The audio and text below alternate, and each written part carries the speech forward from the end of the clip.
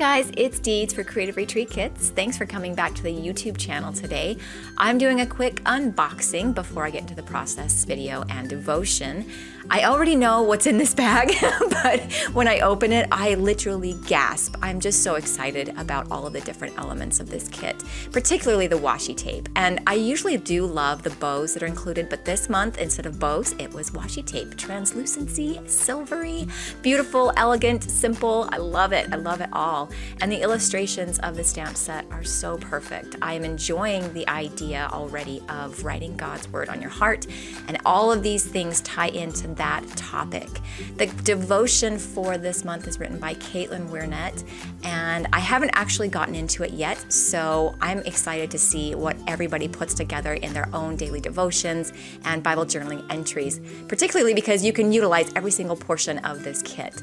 Look at how rich and dreamy these colors are of the kit. I love the words that are used. I love the gradients on the images. I like these book stickers, and I like that all of the colors have this very enriched feeling. It's just sort of like, okay, we are dealing with writing God's word on our hearts, and what better way than to use big, bold, lovely colors to put down in your Bible. Today I'm in John 1, and before I get into that, I just want to show you that I picked my paint palette, and they don't exactly match the colors of the kit. However, I'm okay with that just because when I lay them down, you can't really tell that they're not an exact match. I just really enjoy using acrylic paints because they are a simple, easy way to get color and backgrounds on a page. And I'm going to be using some brushes here to accomplish that. If you guys want to know, I do have to mix the white in with some of the coloring just to kind of tone down the brightness of it, because I do love bright colors, but like I said, I have to kind of tone it down and make it a little bit more even keel so it's not so harsh on the eyes. But all I'm doing is taking some brush and taking it along the bottom, along the middle, and along the top, creating just sort of this visual triangle, which I hear is appealing when you look at a scrapbook page or a Bible page that has been created on. So I'm just taking a few of these colors and I'm lightly brushing the color on. I'm not being really specific. There's not really like a rhyme or a reason to any of the painting that I'm doing, and I'm just playing around. I mean, that's really what this is, just a bunch of playtime. So I would encourage you guys to give this a shot, because if you have several different sizes of brushes, particularly in different shapes and angles, it is kind of fun to utilize their shapes in order to accomplish a design or a pattern of some kind in your Bible page. While working in John, I just want to go ahead and read the beginning verses that I'm working in. It says, "In the beginning was the Word, and the Word was with God, and the Word was God. He was in the beginning with God. All things were made through him, and without him was not anything made that was made. In him was life, and the life was the light of men. And the light shines in the darkness, and the darkness has not overcome it." And that's verses 1 through 5.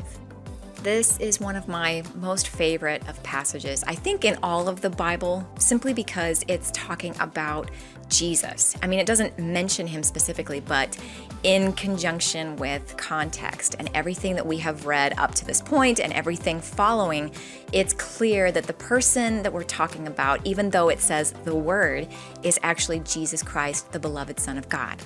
And it's pretty amazing. I think it's beautiful. It's exciting, because while we're in this month of talking about writing God's word on our heart, I just find it interesting that John would use this inspired terminology of the word to equate to Jesus Christ. And so in this light, I like thinking of Jesus Christ as being written on the heart of every believer. I believe that God has imprinted all of his kids, all of the Christ followers, with his son Jesus Christ, and there are huge promises and amazing wonders that come through that.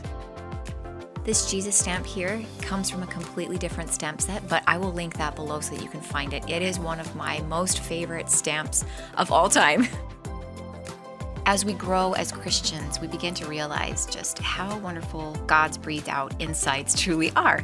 They're beneficial, and it helps in aiding being prepared to make a defense to anyone who asks me or you for the reason that's in us. That's from 1 Peter 3:15. So with God's writing on the core of who we are, we experience things like purity and revival. We experience the power to live righteously. We get knowledge of the truth. We get cleansing and sanctification throughout life. We get guidance and illumination for every decision, every situation that we find ourselves in. We only stand to gain by having Jesus imprinted on us. We only have good to inherit from the Lord because Jesus is covering us with his righteousness, with his goodness, with his light, with his love, all of the different fruits of the Spirit. This is all good. This is all because Jesus is written on us, inscribed on our souls. There is so much good. You guys, this is such a good message. This is the gospel of grace here in the beginning of John, where it talks about how the Word was in the beginning and this Word became flesh and dwelt among us. This whole chapter is the gospel of grace, God's pouring out of himself so that he can save a wicked, defiant, and rebellious people. At some point, each of us as Christians recognizes that we need a Savior, and so we call on Jesus to be our Savior from sin, from hell, from destruction, from eternal death and separation from God. And then, true to his glorious, gracious name, God implants this act of sanctification. And so we not only have a Savior, we have a healer, we have a cleanser, we have a sanctifier, we have a redeemer, we have a friend, we have an advocate constantly interceding on our behalf. It's so beautiful. This is so beautiful. It's so rich. And it's so sweet. As I'm working to memorize the words written in the Bible, which, by the way, I'm struggling to do. It's not easy. It's time consuming. It does take a lot of focus and concentration, but it helps for me to think on the most powerful and beautiful way that God wrote the Savior of the world on this hardened heart. Now, I did turn and I confessed to him, and so he is softening me and he's tenderizing me and he's making my heart this moldable, shapeable, palatable place wherein I can meditate and focus on his word.